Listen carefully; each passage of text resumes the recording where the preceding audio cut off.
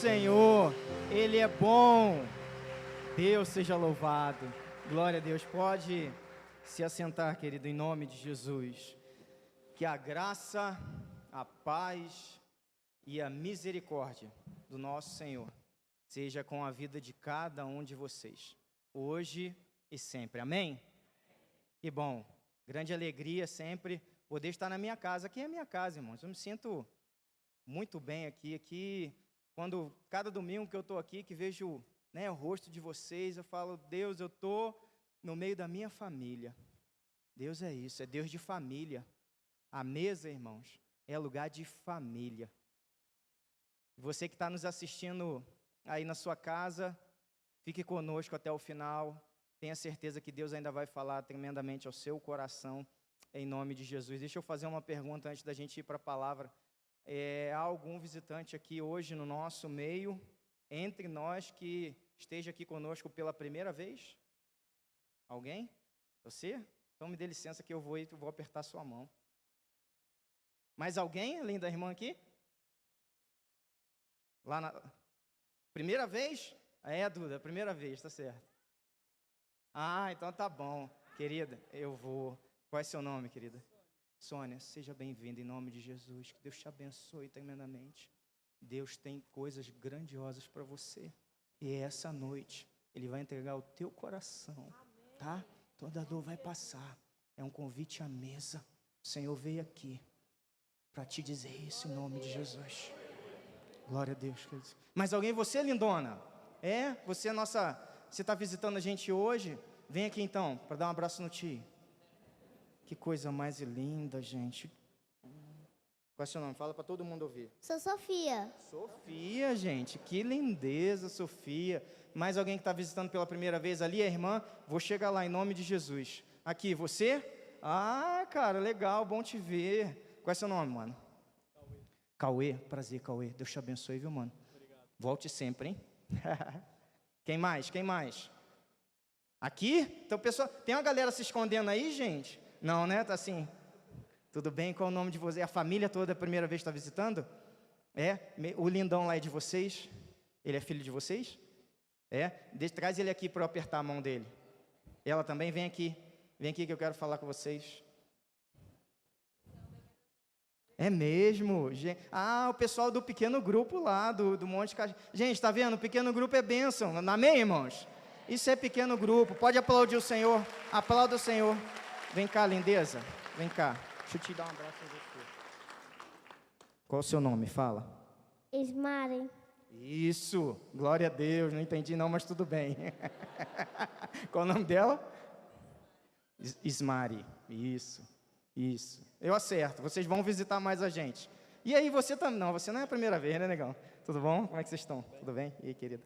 Quem mais aí é a primeira vez? Aqui eu esqueci de mais alguém. No final lá, a irmã está em pé me esperando, é isso? Não posso deixar a irmã em pé. Não é verdade? Não. São Deus vai ficar triste comigo.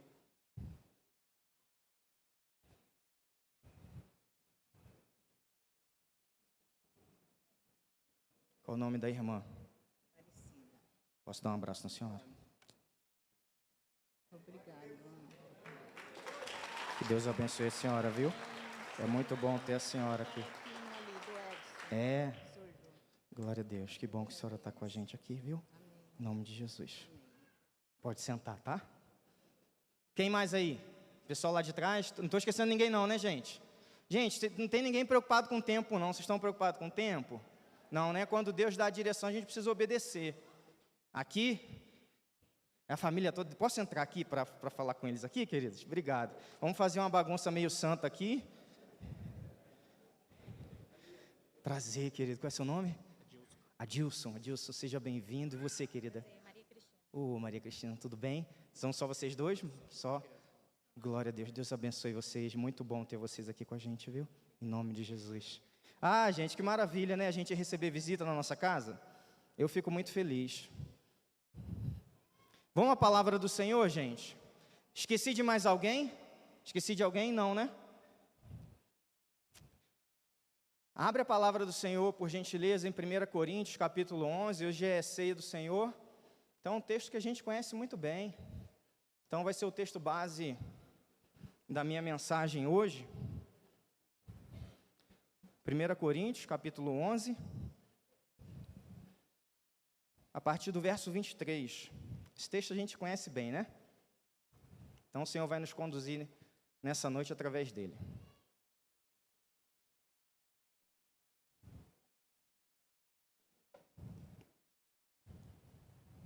Diz assim o texto sagrado: O Senhor Jesus, na noite em que foi traído, tomou o pão e, tendo dado graças, o partiu e disse: Isto é o meu corpo que é dado por vós, fazei isto em memória de mim. Por semelhante modo, depois de haver ceado, tomou também o cálice, dizendo: Este cálice é a nova aliança no meu sangue. Aliança de sangue. Fazei isto todas as vezes em que beberdes em memória de mim, porque todas as vezes que comerdes este pão e beberdes o cálice, anunciais a morte do Senhor até que Ele venha. Jesus voltará, amém, irmãos? Amém. Ele voltará. Vamos orar? Feche seus olhos. Pai, é um privilégio estar aqui, Pai, na Tua casa. Isso não é de boca para fora. É um presente que o Senhor nos dá, Pai. A gente está reunido aqui no Teu nome, como igreja, como família, Pai. E é essa graça que o Senhor tem derramado sobre a Memorial. Nós somos mais que uma igreja, não é só um slogan, nós somos uma família, Senhor. E a família cuida uns dos outros. A família, ó Pai, está atento às necessidades. E a gente tem caminhado assim, pela Tua graça. E eu te agradeço, Pai. Agradeço por esse culto. Agradeço, ó Pai amado, porque ainda hoje, nos tempos atuais, no nosso país, a gente tem a liberdade ainda de cultuar o Teu nome. Pode ser que um dia isso seja diferente, mas não importa. O que importa é que o Senhor esteja com a gente. Aleluia. E, ó Pai amado, esse é o momento que nós queremos ouvir a Tua voz. Ninguém, ó Pai, saiu de sua casa para chegar até aqui para receber palavra humana, mas sim palavra do alto, palavra do trono, palavra que edifica, palavra que restaura, palavra que coloca de pé, palavra, ó Pai amado, que renova o nosso vigor, a nossa força e as nossas esperanças. E só a Tua palavra, Pai, tem esse poder. E eu te peço em nome de Jesus, que ela venha cumprir o propósito ao qual o Senhor a destinou. Quanto a mim, Pai, eu clamo a Tua misericórdia, Senhor. O Senhor sabe que eu não sou digno de ser portador da Tua mensagem, mas o Senhor escolheu, Pai, nós, homens falhos e imperfeitos, para anunciar a Tua palavra, o Teu evangelho. Então eu preciso, Pai, da Tua graça. Eu preciso, Pai, que o Senhor governe e dê direção à minha mente e ao meu coração, para que eu possa abençoar, Pai, os meus irmãos. Essa é a minha oração, em nome de Jesus. Amém. Irmãos, é comum as religiões criarem símbolos. O símbolo é algo normal dentro das religiões. E eles podem ter várias finalidades. Vou citar algumas. Primeiro, pode servir para apontar os valores morais de uma religião. Pode ser. O símbolo pode comunicar o conceito de divino ou transcendente que determinada religião tem. Através dos símbolos, uma religião pode tentar explicar a origem da vida ou do universo.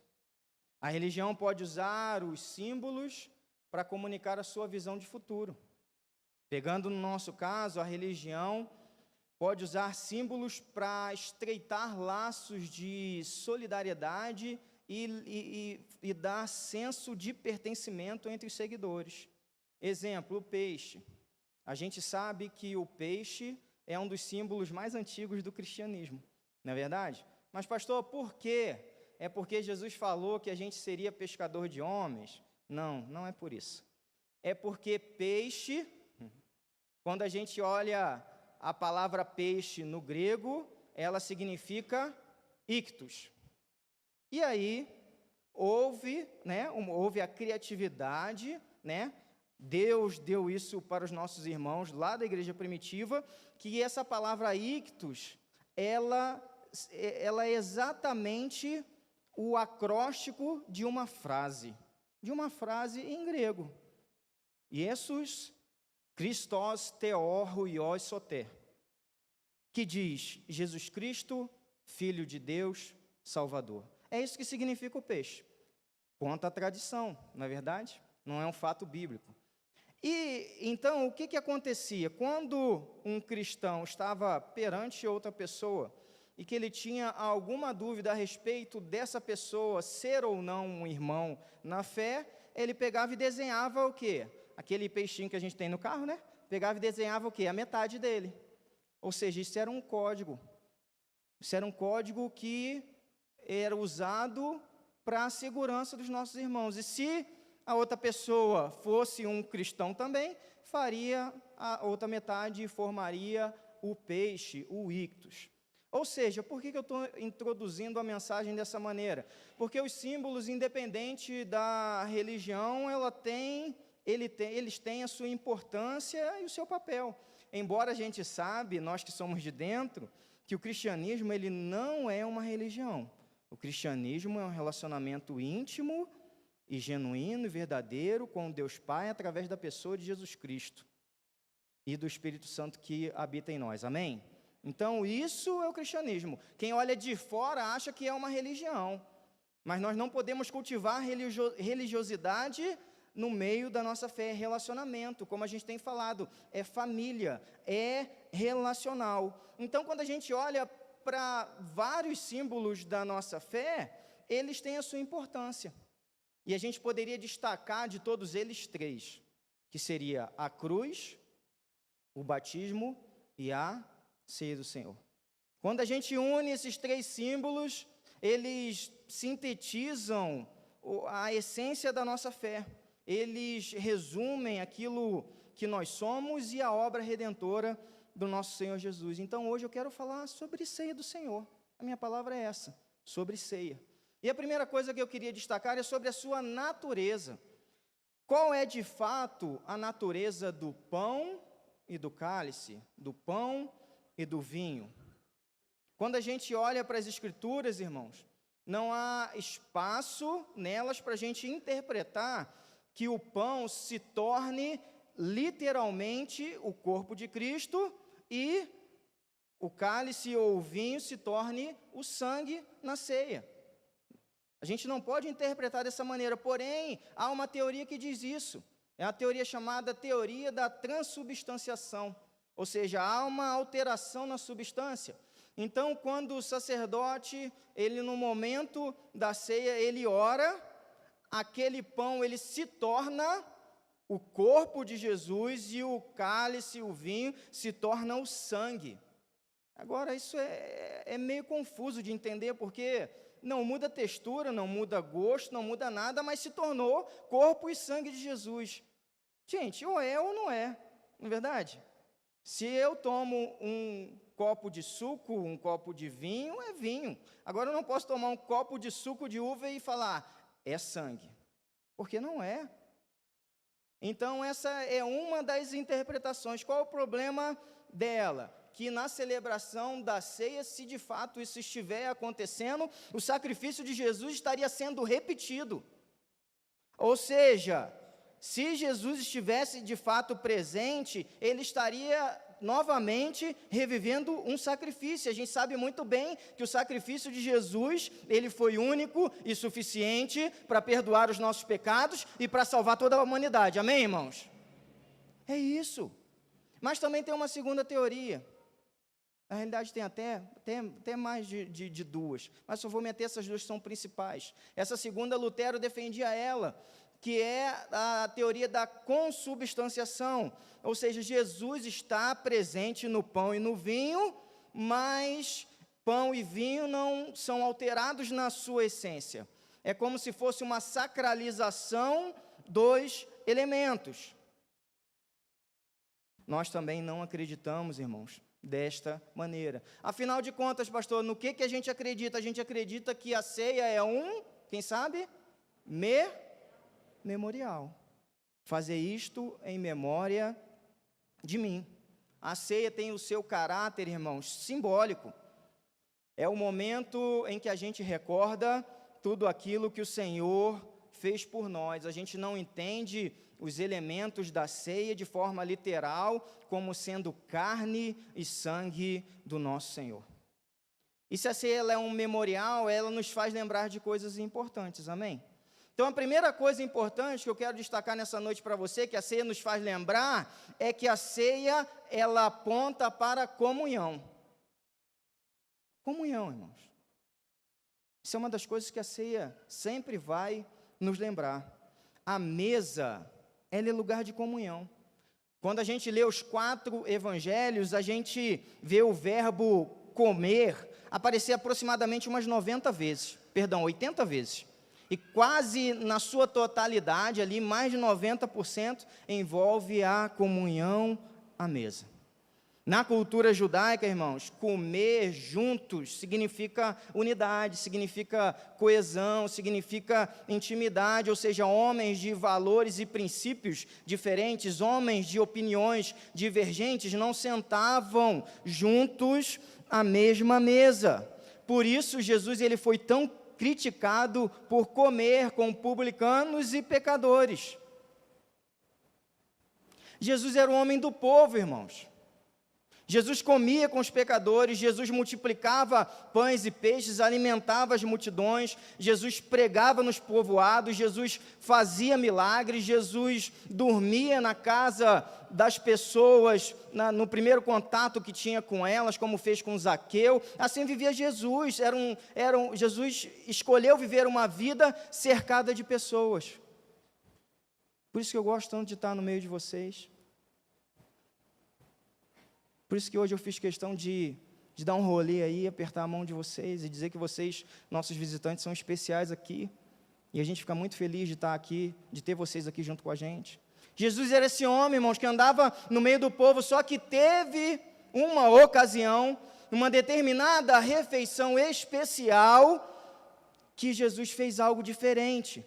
E aí eu amo, irmãos, o Evangelho de Lucas, porque Lucas, talvez por ser um erudito, um médico, ele, né, pastor, ele vai narrar para a gente alguns detalhes, assim, sabe, ele vai dar uma caprichada na narrativa dele. E Lucas, quando fala lá da última ceia, da instituição da ceia e da última Páscoa que Jesus celebrou com os discípulos, lá em Lucas 22, ele vai dizer, Jesus vai dizer o seguinte, segundo Lucas: olha, eu tenho desejado ansiosamente comer essa Páscoa com vocês. E aí o evangelista usa esse advérbio, ansiosamente. Com vocês quem, pastor? Eram os publicanos, eram as prostitutas, era a multidão, que a gente sabe que só estava atrás de Jesus por conta dos milagres? Não, vocês eram os 12, os discípulos mais próximos. Ali estava acontecendo a última Páscoa de Jesus com eles e a instituição da ceia. Jesus, irmão, chama para junto dele os próximos. Jesus está chamando para instituir a ceia aqueles que são íntimos. Ele não está chamando a multidão. Ele deu pão e peixe para a multidão, mas para perto, para a mesa, foram os 12. Foram os discípulos. Então isso nos dá o entendimento que a mesa é para os discípulos do Senhor Jesus, aqueles que já entregaram a vida ao Senhor e que já desceram já as águas do batismo e professaram a sua fé, é para discípulo. Talvez você esteja perguntando nessa noite, mas pastor, eu ainda não entreguei minha vida para Jesus, eu ainda não me batizei. Hoje é o dia, porque o Senhor te trouxe aqui por amor, porque Ele quer a sua vida, Ele quer dar a você vida eterna, Ele quer te chamar para a família de Deus, Deus quer te adotar nessa noite. Você não pode viver órfão, você não pode viver alheio às promessas do que Deus tem para você. E se você hoje ainda não pode estar à mesa, Entregue a sua vida a Jesus e diga a Ele: Senhor, eu quero isso para a minha vida o quanto antes. Eu quero um compromisso contigo, Senhor. Eu quero descer as águas do batismo. A ceia simboliza a comunhão, irmãos. E essa comunhão, a mesa, é para os discípulos, são para os filhos. E essa comunhão, ela se dá em 2 níveis. O primeiro nível dela é entre os irmãos, a comunhão a nível horizontal. Na igreja primitiva, a ceia, ela era uma refeição que os discípulos faziam. A dinâmica era diferente da que a gente precisa ter hoje, era outro contexto. Eles partiam o pão de casa em casa e tomavam as suas refeições com alegria e singeleza de coração, vai dizer lá Atos capítulo 2. Irmãos, isso é um ambiente de fortalecimento dos vínculos. Isso é um lugar dos relacionamentos saírem da superficialidade, dos relacionamentos serem mais profundos. Quando eu tenho comunhão com alguém, quando eu tenho intimidade com algum irmão, eu posso partilhar com ele as minhas lutas, as minhas tristezas, aquilo que me causa angústia, as minhas dúvidas, o meu sucesso, os meus fracassos, porque ele é próximo. E aí por isso a gente dá tanto valor, irmãos, ao pequeno grupo. Porque é um grupo pequeno para comunhão, onde a gente louva o Senhor, onde a gente cuida das pessoas, onde a gente recebe bem os visitantes, aqueles que ainda não se renderam ao Senhor. É a partilha de vida, irmãos. Através da comunhão, nós temos partilha de vida. A gente tem que deixar de ser apenas a igreja da nuca, a igreja que vem, que se reúne apenas aos domingos para ver só a nuca do irmão. E ao final fala semana de vitória, que Deus te abençoe e acabou. Você não sabe a origem dele, de onde ele veio, o que ele faz para trabalhar, você não conhece seus filhos. Às vezes ele está passando uma dor imensa. E você é que deveria ser o instrumento de Deus para abençoá-lo, para cuidar dele. Mas não há comunhão, não há proximidade. E aí é por isso que as coisas não acontecem. Pequeno grupo, irmãos, é o lugar onde a gente exercita os dons. É o lugar, a gente já teve a série há pouco tempo atrás, onde a gente pode viver os mandamentos recíprocos. Eu não canso de dizer isso. Vocês já devem ter me ouvido falar isso N vezes. Aqui, nessa igreja, eu e minha família somos cuidado do que nós cuidamos. Muito mais nós somos amados do que a gente ama. Deus tem me abençoado grandemente aqui nesse lugar. E é através da vida de cada um de vocês. Não é de boca para fora. Cada um de vocês aqui nessa noite são importantes para mim.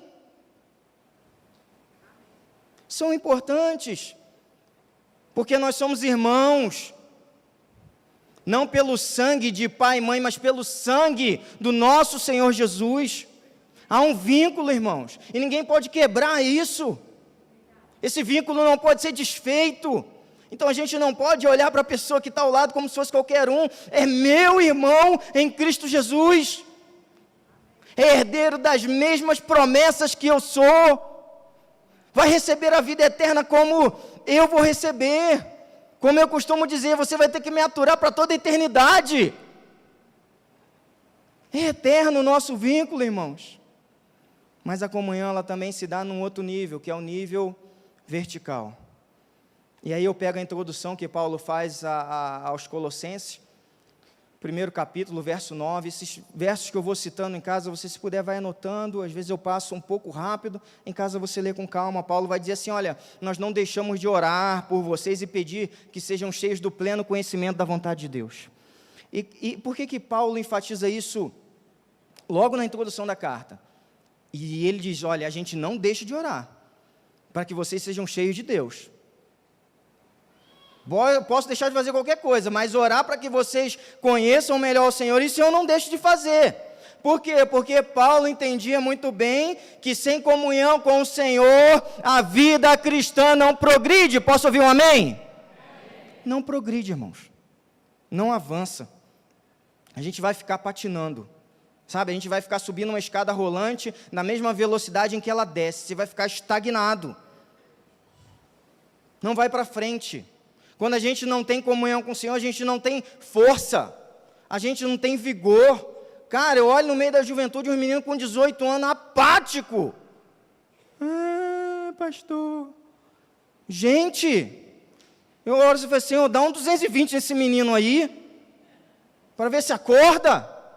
A gente não tem força, irmãos, para lutar contra os desafios da vida. A gente não tem força para vencer o pecado. A igreja não tem força para discipular. Pastor, eu tenho vergonha. Logicamente, eu entendo que cada um tem o seu temperamento, sua característica, e para alguns é mais fácil a gente falar com outras pessoas, estabelecer amizade, para outros é mais difícil, mas o Senhor pode te levar a vencer essa barreira em Cristo Jesus.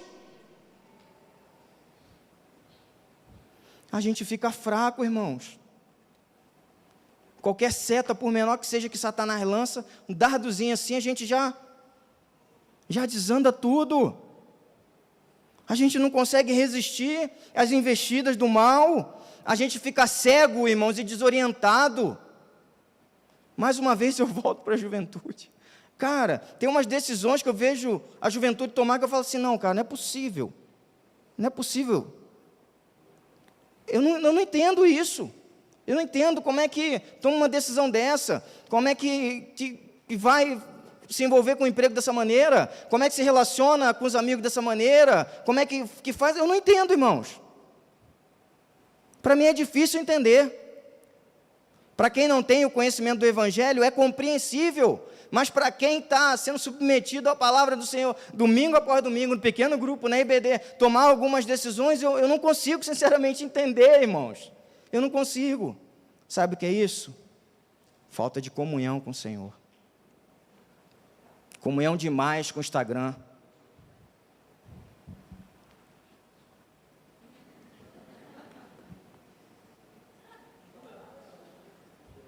Comunhão demais com o Facebook, não rola mais, né?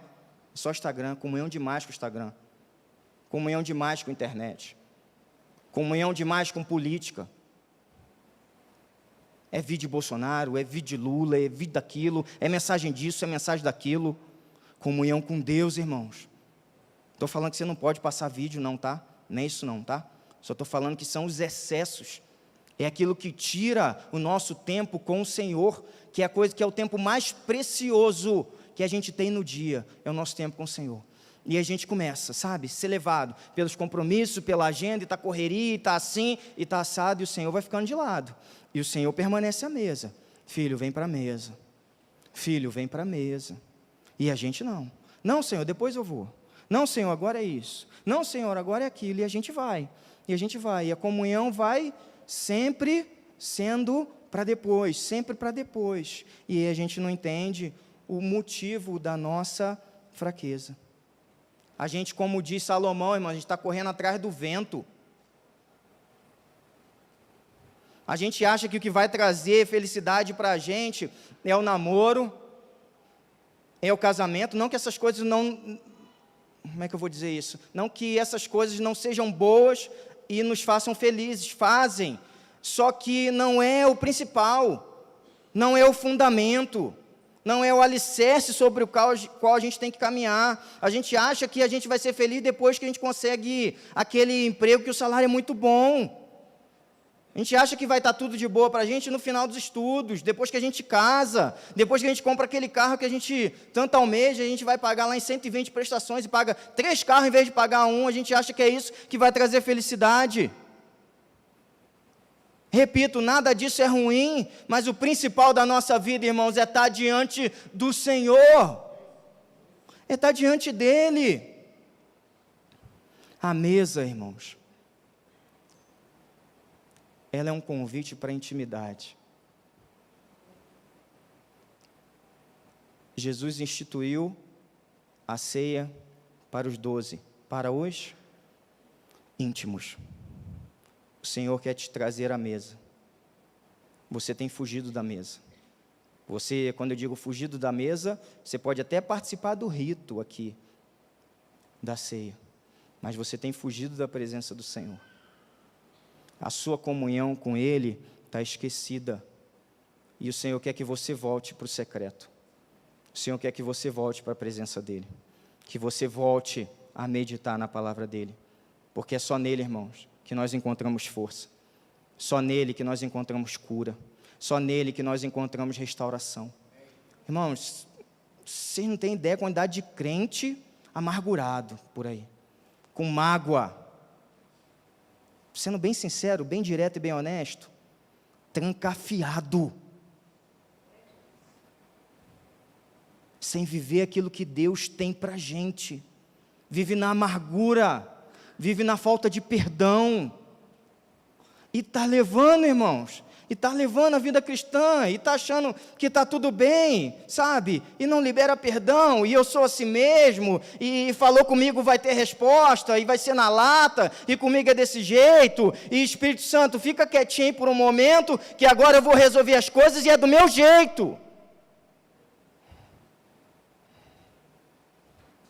E não aceita orientação, não aceita conselho, é o que eu acho, é assim que eu vou viver. Está faltando quebrantamento, irmãos. Está faltando quebrantamento. Está faltando proximidade e intimidade com o Senhor. Busque o Senhor. Não espera chegar janeiro, porque janeiro tem as resoluções, né? De início de ano, né? Resolução não, eu vou emagrecer, né? Isso que vos fala, né? A gente anda, né? Início de ano, né? Ali, né? Não, eu vou né? Aprender outro idioma, eu vou estudar para arrumar uma, né? Tudo a gente, né? Cara, resolva. Todo mundo começa a rir, né? Resolva se aproximar do Senhor hoje. Não deixa para as resoluções lá de início de ano, não, irmãos. Volta. Tem uma frase de Billy Graham, irmãos, que eu acho, assim, é uma palavra muito do alto, assim, muito tremenda. Ele diz o seguinte: olha, dobre os seus joelhos e ore, até que Deus e você sejam amigos íntimos. Olha que tremendo. Numa escala de 0 a 10, pensa aí com você mesmo. Qual é o nível da sua intimidade com o Senhor? Se você fosse botar numa escala. Pensa nisso. Segunda coisa, irmãos, a ceia é um memorial que nos faz lembrar da volta do Senhor. Eu falei a volta do Senhor, irmãos. Irmãos, pregar com torcida é bem melhor, não é, pastor Cristian? É mais legal, entendeu? Ajuda a gente, entendeu? Então, vamos lá, parceria, beleza? Brincadeira. Porque todas as vezes que comerdes este pão e beberdes o cálice, anunciais a morte até que ele venha. Irmãos, a ceia nós anunciamos a morte e ressurreição do nosso Senhor, mas nós também declaramos que ele voltará. Ele voltará, irmãos. Ele veio a primeira vez e todas as profecias da primeira vinda se cumpriram. E deixa eu te dar uma boa notícia, a respeito da segunda vinda, o número de profecias é ainda maior. Ele vai voltar, irmãos. E na ceia, a gente se lembra disso, que Jesus vai voltar. Em primeiro lugar, ele vai voltar fisicamente. Em Atos capítulo 1, Jesus estava com os discípulos sendo levado aos céus, e os discípulos estavam ali maravilhados, e os anjos disseram para os discípulos: olha, por que vocês estão olhando para o céu? Esse mesmo Jesus que está sendo levado aos céus, voltará da mesma forma como vocês estão vendo ele subir. Ele vai voltar da mesma forma. O que os anjos estavam dizendo? Olha, fisicamente ele vai voltar, como pessoa, um dia ele estará de novo em nosso meio. Irmãos, o mesmo Jesus, filho de Maria, que nasceu numa manjedoura, que foi criado na Galileia, que morreu na cruz, que deixou o túmulo vazio, aleluia, que venceu a morte, ele voltará.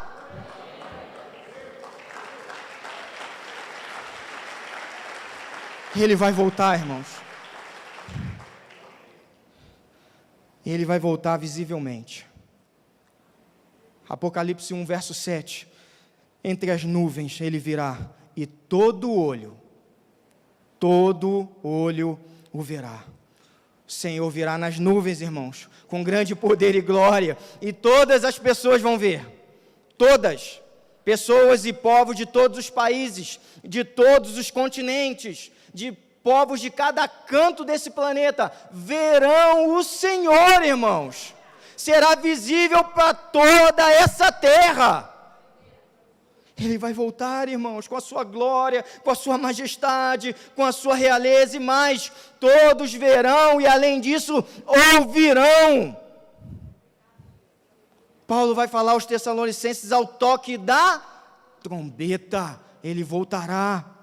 Não será um acontecimento, irmãos, secreto, será um estrondo. Ele vai voltar, a trombeta vai tocar mais forte do que qualquer trovão. Ela vai ecoar nos 4 cantos dessa terra. Vocês que hoje não ouvem, vão ouvir o toque da trombeta. Aleluia! Vocês vão ouvir o Senhor de vocês. Ele vai voltar. Ele vai voltar visivelmente, ele vai voltar audivelmente, e mais, ele vai voltar de forma inesperada, irmãos. E é para isso que a gente tem que se preparar. O dia do Senhor virá como um ladrão. Mateus capítulo 24, anota aí a partir do verso 38, depois você lê. Jesus vai dizer para a gente que não é que não é algo óbvio a volta dele. A gente não vai ter como se planejar. Jesus vai dizer assim, através do texto: assim como nos dias anteriores ao dilúvio, comiam e bebiam, casavam e davam-se em casamento, até o dia em que Noé entrou na arca, e não perceberam. Senão quando veio o dilúvio e levou a todos, assim também será a vinda do Filho do Homem. Jesus continua mais à frente, mas entendam isto: se o dono da casa soubesse a que hora da noite o ladrão viria, ele ficaria de guarda, e não deixaria que a sua casa fosse arrombada. Assim também vocês precisam estar preparados, porque o Filho do Homem virá numa hora em que vocês menos esperam. Será imprevisível, irmãos. Será inesperado. Talvez você ainda esteja achando que vai ter todo o tempo do mundo para corrigir a sua vida. Cuidado. Cuidado, porque você não deve temer o diabo, demônio, maldição. Você não deve temer político que vai assumir a presidência. A gente não deve temer nada disso, irmãos. Porque o Senhor é por nós. Nada disso o povo de Deus precisa temer. Mas para aqueles que não estão com a vida em dia, esses sim precisam temer o amanhã. Porque sabe de uma coisa? O amanhã ele não existe, irmãos. Ele não existe. O Senhor vai voltar. E pode ser tarde. Quinto e último lugar, o nosso Senhor, ele voltará vitoriosamente. Essa é a parte que eu mais gosto.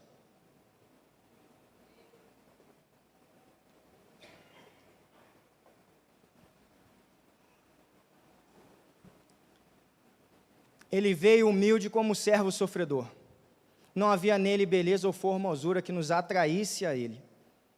Mas olha como vai acontecer na segunda vinda. Olha a visão que o Senhor deu ao apóstolo João. João diz assim: eu vi os céus abertos, e diante de mim um cavalo branco, cujo cavaleiro se chama Fiel e Verdadeiro. Ele julga e guerreia com justiça. Seus olhos são como chamas de fogo. Está vestido com um manto tingido de sangue, e o seu nome é a Palavra de Deus. Os exércitos dos céus o seguiam, vestidos de linho fino, branco e puro, e montados em cavalos brancos. Da sua boca sai uma espada afiada, com a qual ferirá as nações. Ele as governará com cetro de ferro.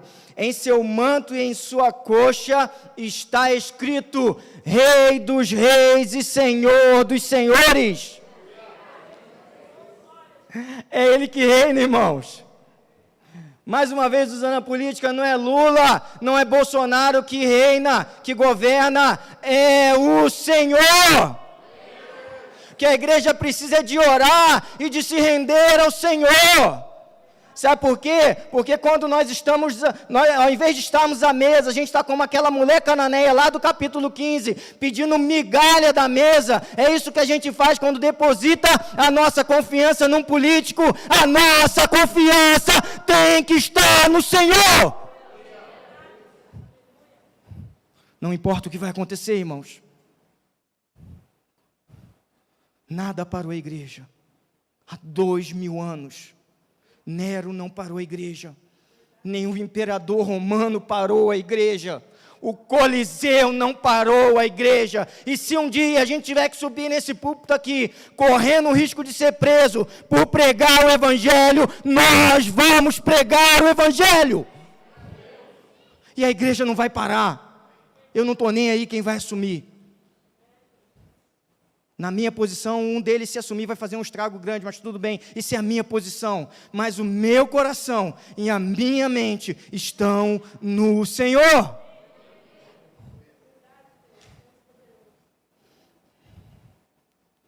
O Senhor vai voltar em triunfo, irmãos. Ele vai voltar. Ele vai destruir Satanás e todos os seus demônios. Com o sopro da sua boca, como diz Paulo. Não é nenhuma luta, irmãos. Não é nenhuma luta. É um massacre. Ele vai destruir todo o império das trevas. E para nós, a sua igreja, haverá novos céus e nova terra. Tudo vai ser restaurado, irmãos. Eu anseio por esse dia, que tudo vai se fazer novo. E cada sofrimento que eu vejo dos meus irmãos, esse sofrimento vai acabar. Você está sendo injustiçado? Essa injustiça vai acabar. Você está sofrendo enfermidade? Você está com dor? Está com o corpo? Está com a alma ferida? Isso vai acabar. Tudo será restaurado, irmãos. Toda mentira também vai cair por terra, toda falcatrua, toda a corrupção, sabe por quê? Porque o sol da justiça vai brilhar sobre todos. E quando esse sol brilha, irmãos, as obras das trevas não podem permanecer. Porque é uma luz que traz tudo que está escondido à tona. É uma luz onde toda mentira, toda safadeza é exposta como o sol do meio-dia. Esse dia vai chegar, e todo pecado, irmãos, que não for pago, que não for confessado, e que não for pago pelo nosso Senhor, na cruz do Calvário, vai ser pago no inferno. Pode ter certeza. E para você que chora, o Senhor vai enxugar suas lágrimas. O Senhor vai colher cada lágrima sua. O Senhor vai dizer: vinde a mim, filho, vinde a mim, filha, para o reino que eu preparei para você desde o início. E aí a gente vai poder, como igreja, desfrutar, irmãos, de um reino verdadeiro, de felicidade, de paz, de amor e de justiça. Esse dia vai chegar. E quando esse dia chegar, a gente vai celebrar a nossa vitória final. Que a gente possa aguardar, como diz Hebreus, sem vacilar, pois quem prometeu é fiel para cumprir. Terceiro lugar, a ceia ela nos aponta para uma aliança. O Senhor fala: este é o cálice da nova aliança do meu sangue. Irmãos, a cultura oriental antiga valorizava demais as alianças. Uma aliança celebrada, ela era respeitada, ela era preservada, ela era honrada. As pessoas iam até as últimas consequências para fazer com que aquela aliança permanecesse de pé, ao ponto deles fazerem algo que para a nossa cabeça moderna e ocidental é algo impensável. Exemplo, Ló ofereceu suas próprias filhas ao povo de Sodoma para proteger os anjos que estavam na sua casa. Aqueles anjos se tornaram hóspedes de Ló. E havia, irmãos, uma aliança celebrada. Ao passo que o hóspede entrava para dentro da casa do anfitrião, era obrigação desse anfitrião defender esse hóspede, fazendo o que fosse necessário, e se necessário fosse com o sacrifício da própria vida. Quantos aqui vão fazer o aliança ou já fizeram o seminário? Benção. Quem já fez o aliança entende o que eu estou falando. E quem vai fazer, como o Cláudio e Nádia estavam aqui à frente, não percam essa oportunidade. Vocês vão entender o valor de uma aliança. Vocês vão aprender a zelar por uma aliança, que no caso do seminário é a aliança do casamento. Era uma aliança, a aliança era algo valioso, irmãos. Por isso que Ló fez o que fez, e a nossa cabeça moderna a gente não consegue entender. Deixa eu dizer uma coisa para você, Deus também leva muito a sério as alianças que Ele faz. Muito, muito a sério.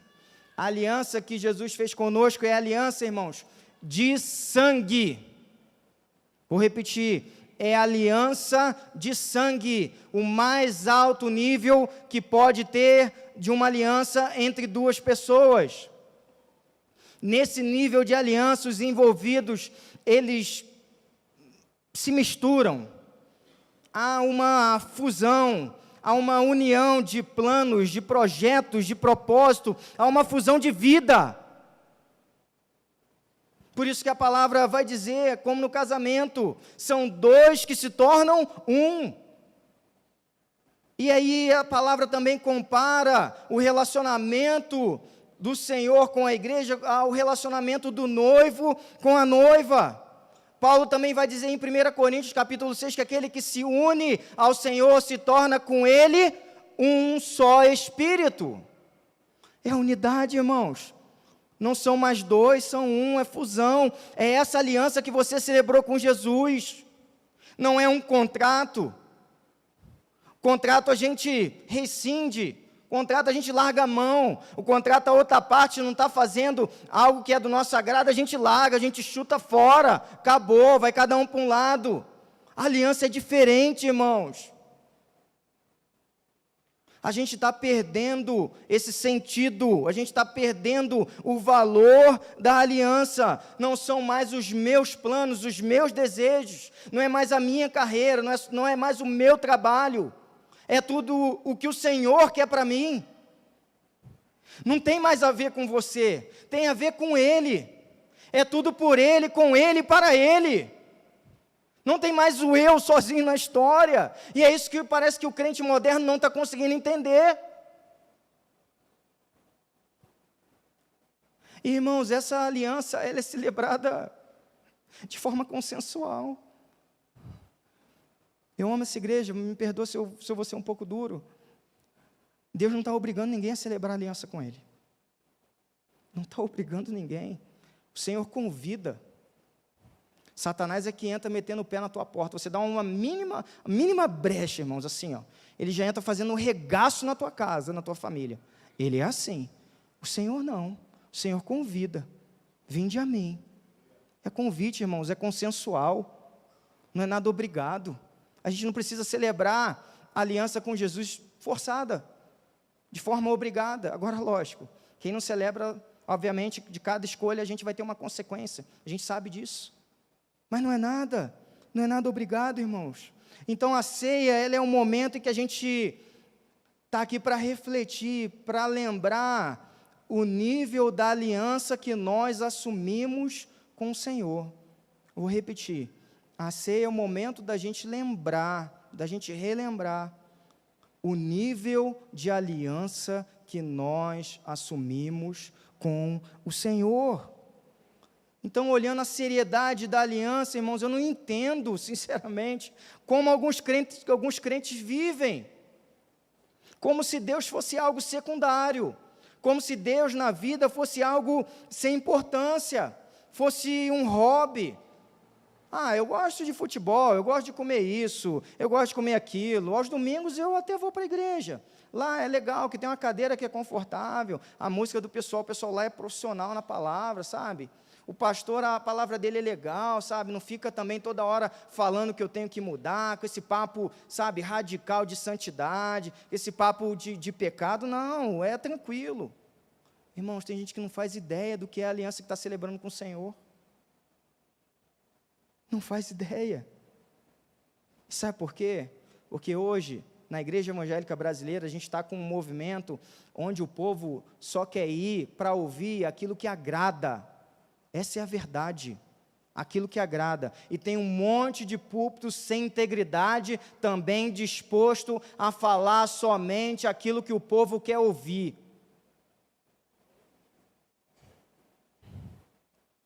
A palavra de Deus é óbvia, irmãos, ela fortalece, ela edifica, ela traz esperança, ela nos reanima, mas ela também nos exorta.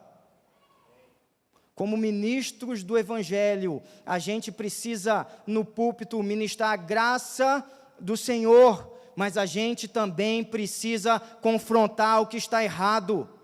O nosso papel é pregar a palavra de forma que você não tenha paz mais ao pecar. Que o Espírito Santo fique martelando na sua cabeça, você tem que mudar, isso não está certo. Esse é o nosso papel, irmãos. A palavra de Deus nos confronta, ela me confronta. Toda vez que eu leio, eu falo, Senhor. Ela é um espelho, ela fala assim, Senhor, esse sou eu. Misericórdia. Senhor, me ajuda. Senhor, me transforma. Senhor, não dá para ser assim. Eu não quero viver desse jeito. Eu preciso de mudança. Eu preciso te levar mais a sério. Eu preciso ter um compromisso maior, eu preciso estar mais na tua presença, eu preciso ser mais usado pelo Senhor, eu preciso manifestar mais a tua glória, eu preciso ser uma luz mais intensa onde que eu estou. A palavra do Senhor nos confronta, irmãos. A gente precisa à mesa compreender a seriedade da nossa aliança, zelar por essa aliança e valorizar essa aliança, porque não foi por qualquer preço. Como Pedro diz, não foi por coisas corruptíveis como ouro e prata, mas pelo precioso sangue de Jesus, que nós fomos comprados. Então, que a igreja do Senhor possa, aqui nesse lugar, Igreja Batista Memorial, possa viver de forma, como Paulo fala, de forma digna do Senhor, e em tudo possa agradá-lo, em nome de Jesus. E agora eu quero